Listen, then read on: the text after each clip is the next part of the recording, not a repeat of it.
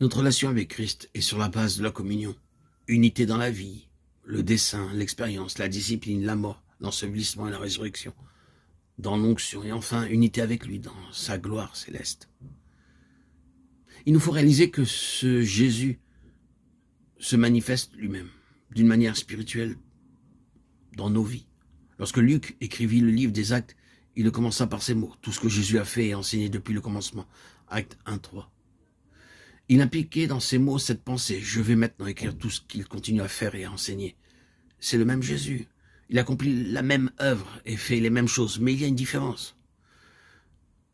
C'était auparavant une illustration d'une manière temporelle. C'est maintenant la signification de ces choses, d'une manière spirituelle. La signification qu'avaient alors les choses se retrouve maintenant d'une manière spirituelle dans ce qu'il accomplit en nous. A-t-il ouvert les yeux physiquement aveugles?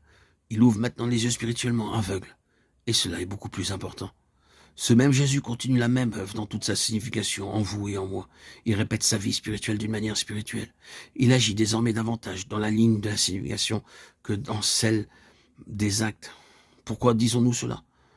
Lorsque nous étions enfants, nous chantions. Je pense bien que, devenus plus âgés, nous éprouvons encore souvent le même sentiment. Je lis cette chère vieille histoire lorsque Jésus était ici parmi les hommes. Il appelait les petits-enfants, les petits agneaux de son troupeau. J'aurais aimé alors avoir été avec eux. Ne sentons-nous pas que nous aurions aimé vivre alors avec lui, sur la terre? N'est-ce pas la chose la meilleure à laquelle nous puissions penser? Laissez-moi vous dire que nous avons maintenant quelque chose d'infiniment meilleur. Ce même Jésus est avec nous, mais sur une base beaucoup plus merveilleuse qu'alors. Et nous sommes appelés maintenant à être les compagnons de Christ et les compagnons d'une vocation céleste. Son action à notre égard est peut-être beaucoup plus réelle parce qu'elle est spirituelle et éternelle, tandis que ses actes, lorsqu'il était sur notre terre, n'étaient que physiques et pour ce temps présent. C'est une bonne chose de soigner le corps des hommes et de les aider dans cette vie présente.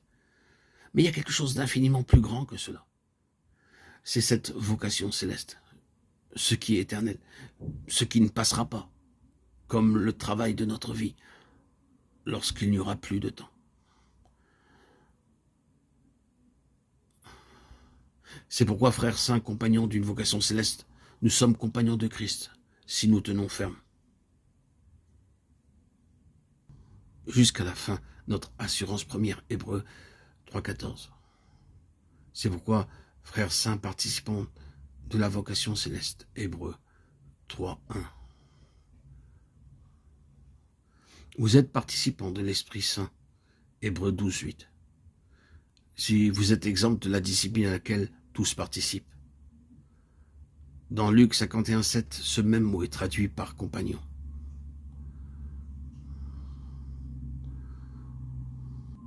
Ton Dieu t'a oint avec une huile d'allégresse de préférence à tes compagnons, Hébreux 3:1.